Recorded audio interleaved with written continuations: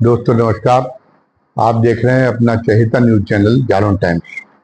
बात शुरू करने के पहले हमेशा की तरह आपसे वही एक दरख्वास्त करनी है, निवेदन करना है, विनती करनी है, अपील करनी है कि आप हमारे चैनल को, अपने चैनल को ज़्यादा से ज़्यादा संख्या में सब्सक्राइब और लाइक करें। और साथ ही इसमें जो बेल आइकॉन है, मतलब घंटी की आकृति का जो बटन है, उसको दबा दें ताकि जो भी नया वीडियो उसमें डाला जाए इस चैनल में उसका नोटिफिकेशन आप तक पहुंच जाया करे, आप तत्काल उसके बारे में अवगत हो जाया करें। और ये जो वीडियो आप सुन रहे हैं, इस वीडियो के बारे में अपनी राय कमेंट बॉक्स में लिखना ना भूलें। सरकार ने ये मोदी 3 जो सरकार है, इसके पदभार ग्रहण करने के पहले ही ये संकेत आ गए थे कि ये सरकार जो है वो न्यूनतम मजदूरी संगठित क्षेत्र की और असंगठित क्षेत्र की दोनों क्षेत्रों में बढ़ाने के बारे में एक फैसला लेने वाली है। वैसे तो न्यूनतम मजदूरी का जो मामला है वो सम्मति सूची में संविधान के, यानी उसके मामले में केंद्र सरकार भी फैसला ले सकती है और राज्य सरकार भी फैसला ले सकती है। लेकिन केंद्र सरकार अब की बार एक ऐसा फैसला लेने वाली है कि जो न्यूनतम मजदूरी उसके द्वारा तय की जाएगी वो सभी राज्यों में भी प्रभावी हो। ये एक ठीक फैसला है, क्योंकि अभी मोदी सरकार ने पिछले 10 सालों तक जो काम किया, उस 10 सालों में उसने जो नारा दिया कि अर्थव्यवस्था को सुधारने का, कि अपने दावे के कि अर्थव्यवस्था उसके शासनकाल में कितनी ज़्यादा उसने ग्रोथ की है, कितनी तरक्की हुई है, कैसे वो, इसके लिए वो जो है वही जो सुहावने मानक हैं, जिन मानकों पे उसकी तस्वीर बहुत सुहावनी दिखाई देती है, उन्हीं मानकों का वो अभी तक हवाला देती रही। जैसे पहले जब कांग्रेस के समय 11वें या 13वें नंबर पे बताती थी तुम्हारी अर्थव्यवस्था थी, और अब 5वें नंबर पे आ गई, और अब हमारा लक्ष्य उसको 3रे नंबर पे लाने का है। हालांकि इसका जो खंडन करते हैं, वो खंडन करने वाले लोग ये कहते हैं कि जो अर्थव्यवस्थाएं 4 नंबर, अभी तक जो 4 नंबर पे जो बताते हैं भारत से ऊपर हैं, वो कितनी ट्रिलियन की अर्थव्यवस्था है और भारत की कितनी ट्रिलियन की अर्थव्यवस्था है, उसमें जमीन आसमान का अंतर है। अगर केवल 5 लोग दौड़ रहे हैं तो आप 5वें नंबर पे हैं केवल, तो उसका कोई मतलब नहीं है। या तो आप उसके करीब करीब होते, 19-20 का अंतर होता 4थे नंबर की अर्थव्यवस्था से, तो आप वाहवाही लेने के अधिकारी भी थे कि नहीं आपने इतनी ग्रोथ कर ली। लेकिन वो जहां पर ट्रिलियन वाइज देखते हैं, वहां भारत अभी भी पीछे है। लेकिन हम उन आंकड़ों को भी कोई बहुत ज्यादा वास्तविक नहीं मानते। वो केवल एक शास्त्रीय विवेचन जैसा है। और ये जो है कि अर्थव्यवस्था हमारी इतनी छलांग मार रही है, ये 11वें नंबर से 5वें नंबर और 5वें नंबर से 3रे नंबर पे आ गई, ये केवल उन लोगों को गुदगुदाने का काम कर सकती है जो कि बहुत ही जो मालदार लोग हैं, बहुत ही संपन्न लोग हैं, बहुत आबजात वर्गीय लोगों को गुनगुनाने का काम करती है। लेकिन बहुसंख्यक आबादी है, जब आप मानते हैं कि जमीनी स्तर पर बहुसंख्यक आबादी की स्थिति ये कि 80 करोड़ लोग तो अपने, इतना भी उनकी आमदनी नहीं हो पा रही कि वो अपने पैसे से अपना पेट भी भर पाए। वो उन लोगों को आपको मुफ्त अनाज दे पा रहा, तब उनके घर का चूल्हा जल रहा है। तो ये जो, अगर आप इससे केवल इन आंकड़ों से, इन दावों से अगर आप वो लोगों को संतुष्ट करना चाहेंगे, तो इन दावों का महत्व मेहनत कर जनता के लिए, आम लोगों के लिए एक यूटोपिया से कोई मतलब नहीं है। उनकी वो तो ये महसूस करते हैं कि पिछले 10 वर्षों में हमारी जो आमदनी थी, वो उस आमदनी में कोई इजाफा नहीं हुआ। जो लोग जिनके घर में लोग सरकारी नौकर पेशा थे, और वो इसलिए अपने बच्चों को पढ़ा रहे थे कि हमारे बच्चों को नौकरी मिलेगी तो सरकारी क्षेत्र में एक अच्छी खासी वेतन मिलती, सुविधाएं मिलती हैं, और तमाम सारी और सुविधाएं भी हैं, संडे का अवकाश भी है, अन्य ग्रेचुइटी भी मिलती है, चिकित्सीय भत्ते भी मिलते हैं। तो वो सरकारी सेवाएं 10 वर्षों में कम की गई। तो वो जो सरकारी सेवाओं की वजह से एक अच्छा खासा वर्ग जो बहुत खुशहाल आज की स्थिति में देखा जाए तो एक तरह से वो ठीक ठाक खुशहाल स्थिति में जिंदगी व्यतीत कर रहा था, तो उसका दायरा तो अब बहुत सिकुड़ गया, क्योंकि अब आपने सरकारी नौकरियां 10 सालों में कोई भरी नहीं है, और आपने जो लोगों को रोजगार देने के नाम पे जो ट्रिक अपनाई है, ये जो ठेका प्रथा के आधार पे आपने लोगों को भरने का जो काम किया है, तो उसमें तो उस लेबर को तो बहुत काम, उस काम करने वाले को तो 9,000 रुपये और 11,000 रुपये 12,000 वेतन भी मिल रहा है, और उसमें भी जो है वो ठेका कर्मचारियों के पता चला कि ठेकेदार कंपनी होती है वो वेतन देने के बाद 2-3 हजार रुपये ऊपर से रखवा लेती है।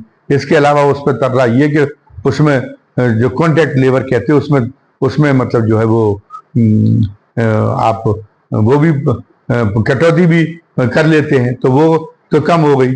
बाकी अन्य चीजों में भी आपने कहा बैंकों के क्षेत्र में आपने भ्रष्टाचार खत्म किया नहीं, तो मुद्रा योजना है और ढंग की जो योजना है वो पैसा भी बर्बाद चला गया, उससे कोई रोजगार सृजित नहीं हुआ, बैंक वाले माला माल हुए। तो अगर एक दृष्टि से देखा जाए तो आम आदमी की आमदनी तो पहले से घट गई और उसका खर्चा पहले से ज्यादा बढ़ गया, क्योंकि महंगाई इस सीमा तक बढ़ गई।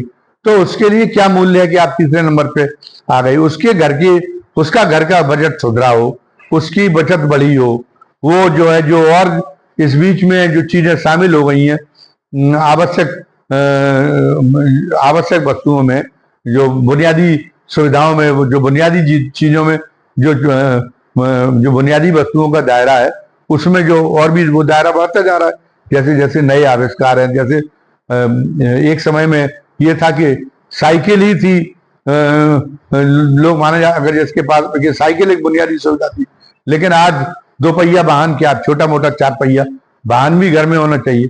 एक जमाने में पंखा ही माना जाता था कि एक आम आदमी के घर पे अगर पंखा है तो ठीक है, उसकी बुनियादी जरूरत है, तो बुनियादी जरूरत में केवल इतना सुधार था। लेकिन आज बुनियादी जरूरत का दायरा बढ़ा है। आज शहर में जो एक आम आदमी, उसका एसी के बिना काम नहीं चल रहा, या एसी खरीदने का भी पैसा देना है और उसके बिजली के बिल का भी पैसा देना है, तो इस मुताबिक उसकी आमदनी बढ़ती जानी चाहिए। जैसे जैसे बुनियादी जरूरतों का दायरा बढ़ रहा वैसे वैसे बढ़ती चाहिए। लेकिन अभी तो जो बुनियादी जरूरतें जो 10 साल और 15 साल पहले थी, उनके मानक से भी उसकी आमदनी घटने पे जा रही है। वो जो पहले जो जितनी आमदनी करने वाले परिवार थे, उन परिवारों की संख्या में तो कम आई है। तो उसके लिए आम आदमी के लिहाज से देखें तो आम आदमी के लिहाज से तो ये है कि वो अर्थव्यवस्था सुधरी नहीं है। इन 10 वर्षों में अर्थव्यवस्था जो है वो इन अर्थव्यवस्था खराब होने का काम हुआ इन 10 वर्षों में। तो अर्थव्यवस्था को सुधारने का जो कोई पैमाना है वो धरातल में कितना सुधार हुआ है, धरातल लोगों का परिवार का बजट कितना सहूलियत वाला हुआ है, इससे पता चलेगा। वो जो अगर आप भी वो आंकड़े पेश कर दें कि अरबपतियों की और करोड़पतियों की उतनी संख्या बढ़ गई हो, वो काम चलने वाला नहीं। तो नीतिगत तौर पे सरकार को उसके लिए सरकार से अपेक्षा की जा रही थी कि वो उसके लिए प्रयास करे। तो सरकार पहले तो कोई उसको सुनने को तैयार नहीं थी, लेकिन इस बार जब उसको अपनी दम पे बहुमत नहीं मिला है और तमाम उसने इस बीच में धर्मोन्माद भी फैलाया और तमाम सारे भावुक मुद्दे पैदा किए। प्रधानमंत्री जी ने तो रविवार की छुट्टी को भी स्वाभिमान का विषय बना दिया देश के, कि जो है वो रविवार की छुट्टी तो ईसाई देशों में होती है, तो हमारे देश में क्यों हो सकती है, जबकि उन्हें पता था कि व्यवहारिक रूप से ये संभव नहीं है कि रविवार की छुट्टी बदली जाए। और ये जो अंग्रेजी कैलेंडर से, पश्चिमी कैलेंडर से जो हमारा पूरा कामकाज चलता है, ये कैलेंडर बदला जा सके। जो इंटरनेशनल लेवल पे ये मंजूर कर लिया गया कि जो अंक हैं वो केवल रोमन अंक ही लिखे जाएंगे, वो आप किसी भी भाषा में लिखने का काम कर रहे। ये सारी चीजें का इलाज होना है, तो आपका इलाज जो है, अगर आपको एक असाध्य परिस्थिति, अगर आप कोई बहुत क्रॉनिक आप समस्या में फंस गए हैं स्वास्थ्य संबंधी, तो आपको अंत में एलोपैथी की शरण में जाना पड़ेगा, जिसमें योगदान भारतीय भारतीय भारत की जो प्राचीन जो चिकित्सा संहिता है उनका कोई जिसमें योगदान नहीं है, वो भी पश्चिमी विद्वानों द्वारा, पश्चिमी वैज्ञानिकों द्वारा किए गए अनुसंधानों के परिणाम स्वरूप वो सारे टीके और सारी दवाइयाँ निकली हैं। लेकिन आपको उसी पे जाना पड़ेगा। और यहाँ तक कि रामदेव जो ये दावा करते थे कि योग से सारी हम कोई भी बीमारी हल कर सकती है, वो खुद बीमार पड़े तो खुद उन्हें एम्स में जाना पड़ा। राम भद्राचार्य भी मंत्रों से मरे हुए आदमी को जिंदा करने का कि जैसे लफाजी वाले दावे करते थे, लेकिन वो भी बीमार हुए तो वो जाना पड़ेगा। तो व्यवहारिक वास्तविकताएं जो है उनके अनुरूप है। ये कोई इससे कोई समस्या तो आ नहीं रही देश के सामने।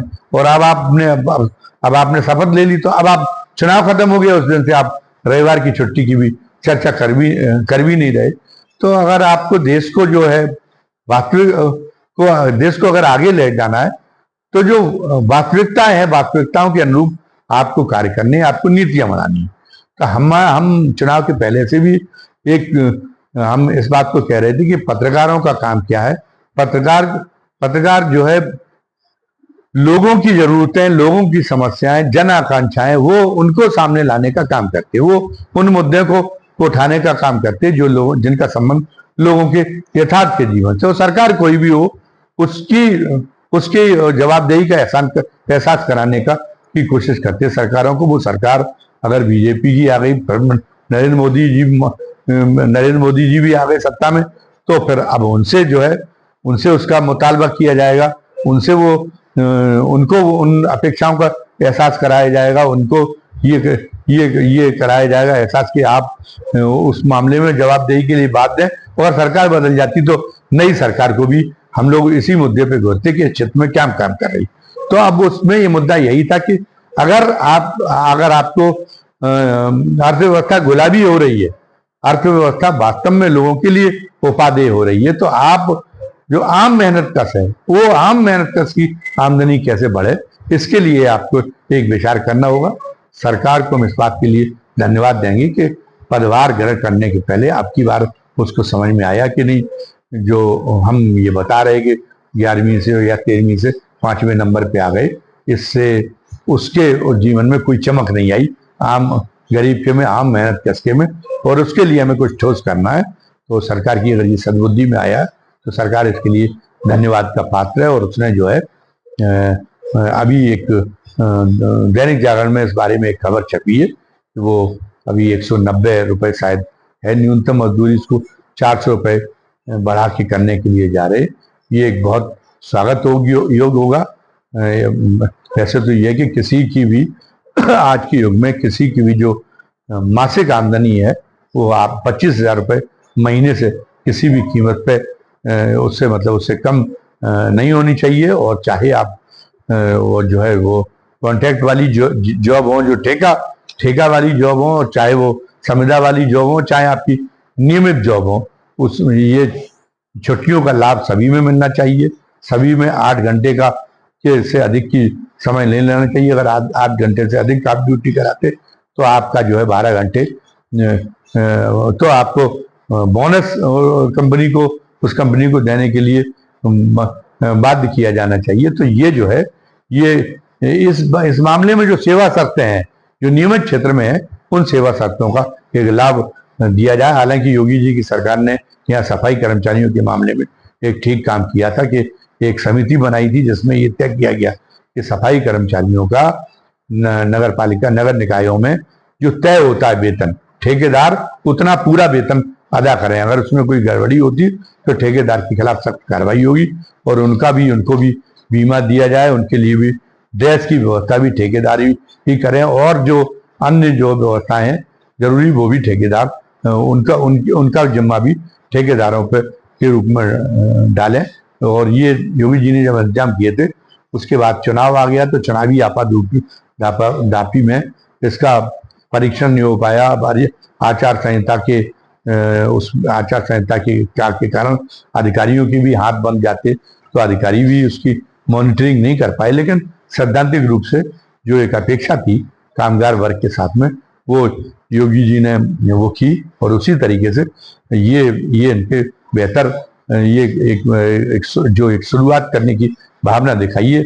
असली जो धरातल पर जो मेहनत कर तबका उसके लिए ये न्यूनतम मजदूरी में वृद्धि का संकेत देके ये बहुत ज्यादा स्वागत योग्य है। अब इसी तरीके से जो इतने साल से आप केवल किसानों को जो आप सम्मान निधि दे रहे हैं, किसानों को सम्मान निधि जो है वो आप केवल साल में 6,000 रुपए मिलते हैं।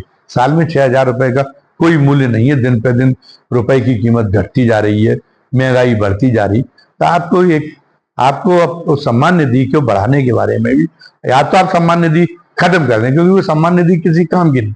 6,000 रुपए से किसान की कोई जरूरत पूरी नहीं हो पाती। अगर वो किसान शहर में रह के खेती करा रहा है तो 6,000 रुपए में तो उसके जो घर का बिजली का बिल है वो भी 6,000 रुपए साल में, उसमें भी कोई सहायता नहीं हो सकती। वो भी एक महीने का बिल भी अदा नहीं हो सकता। तो एक खर्च से वो एक बरी हो जाए, मतलब कम से कम गैस का, उसके जो महीने का रसोई गैस का खर्चा है, कम से कम उतनी सम्मान निधि मिले। और यदि अगर उसके लिए अगर आपके पास में संसाधन नहीं है तो ये आप फजूल की बर्बादी कर रहे, उसको कोई मदद मिल नहीं पा रही 6,000 रुपए से, उसका कोई काम चल नहीं पा रहा, उसका कोई, वो अपना बजट बनाता, उस बजट में से वो सोचे चलो इस खर्च से हम बरी हो जाए, तब तो ये माना जाए कि उसको कुछ उस निधि से कोई सपोर्ट मिल रहा है। तो उस निधि को भी आप उसको निधि को या तो आप बढ़ाने का काम करें या उस निधि को खत्म करने का काम करें। और जो बहुत ही बुनियादी जरूरत की जो चीजें हैं, बुनियादी जरूरत की जो सामान है, जो आटा जैसे है, इसमें जीएसटी जैसी, अगर आपकी बड़ी मेहरबानी होगी, सरकार की बड़ी कृपा होगी, इसमें जीएसटी के माध्यम से टैक्स वसूलने जैसी चीजों से बचें। अब आम आदमी की टैक्स देने की उसकी जितनी क्षमता थी उतनी क्षमता से वो ज्यादा टैक्स दे रहा है। तो अब करारोपण उस पे ऊपर कोशिश न करें। या तो आप बड़े लोग जो जिनसे अभी भी उनकी जितनी हैसियत उनकी बढ़ रही, जितना उनका मुनाफा बढ़ रहा है, जिस ढंग से उनकी मालदारी बढ़ रही है, उनसे उस हिसाब से अभी भी उनका टैक्स वसूल नहीं हो पा रहा। तो या तो उन पर टैक्स बढ़ाएं अगर आप संसाधन बढ़ाने, और साथ साथ में अपने खर्चे जो है कम करें। 80 करोड़ लोगों को आपको मुफ्त अनाज देना पड़ रहा है। ये देश के लिए बड़ी शर्मिंदगी की बात है। और हम समझते हैं कि इतनी बड़ी संख्या में मोहताज लोग इस देश में नहीं है। लोग फर्जी तरीके से, 3/4 लोग फर्जी तरीके से जो है राशन ले रहे हैं, उनके अंदर खुददारी नहीं है। वरना 60 करोड़ लोग तो ऐसे हैं, जैसे 80 करोड़ में से, जिन्हें अगर जरा भी खुददारी होती तो वो कम से कम वो जो है मुफ्त दरिद्रता फैलाने का अपने घर में काम न करते, ये मुफ्त अनाज लेके वो खुद ही मुफ्त अनाज का समर्पण कर देते। तो सरकार उनकी जांच कराए और लोगों में खुददारी जगाने का काम करे कि गरीब आदमी के लिए कोई सुविधा घोषित होती तो उसको गरीब को ही लेने दें।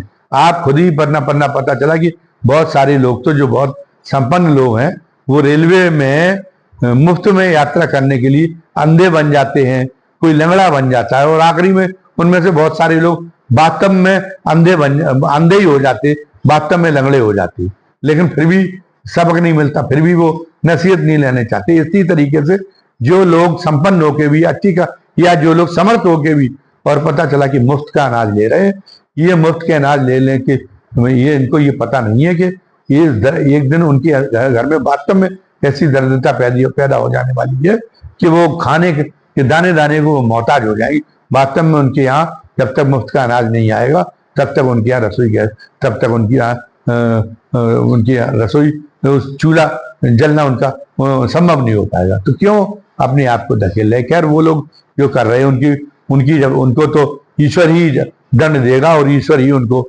सबक सिखाने का काम करेगा। लेकिन सरकारों का जो सबक सिखाने का काम है, सरकार काम करे, मुफ्त दिले बेरहम की तरह काम न करे कि हम अपना वोट बैंक ठीक ठाक करने के चक्कर में जो ले रहा है सबको हम मुफ्त राशन के नाम पे इस तरीके से लुटाए जा रहे, उसकी एक बार फिर समीक्षा कराए और उसको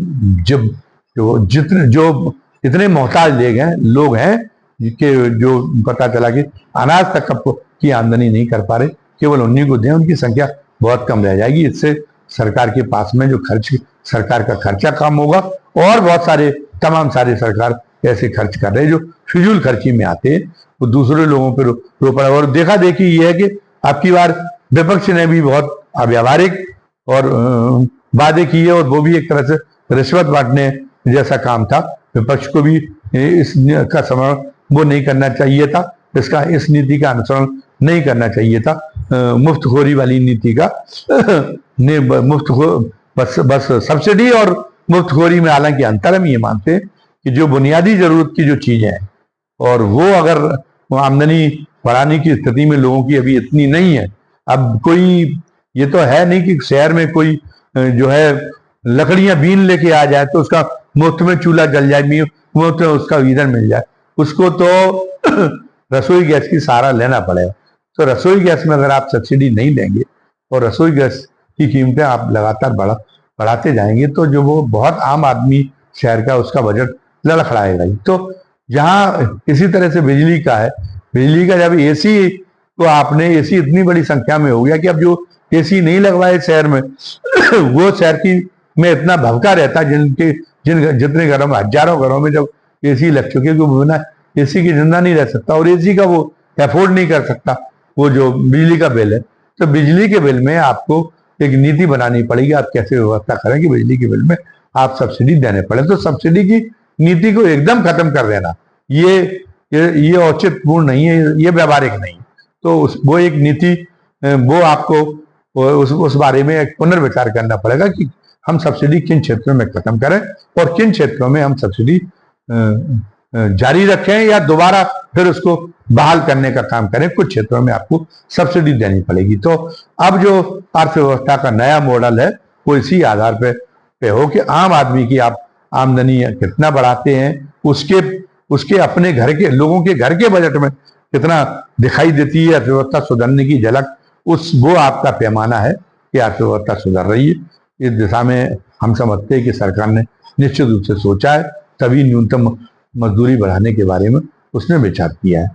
तो इसके लिए सरकार को धन्यवाद। और इस बारे में सरकार आगे और क्या क्या सोचती है हमें इसकी प्रतीक्षा रहेगी और आपसे कमेंट बॉक्स में आपसे इस मामले में राय की अपेक्षा है कि सरकार को आम आदमी के घर का बजट सुधारने की दिशा में और क्या क्या करना चाहिए, ये आप उसके बारे में जो है कमेंट बॉक्स में जरूर लगे, क्योंकि उससे एक जनमत तैयार होगा और जब एक जनमत सामने आता है तो सरकारों पर भी उसका एक प्रभाव पड़ता है। धन्यवाद। जय हिंद, जय भारत।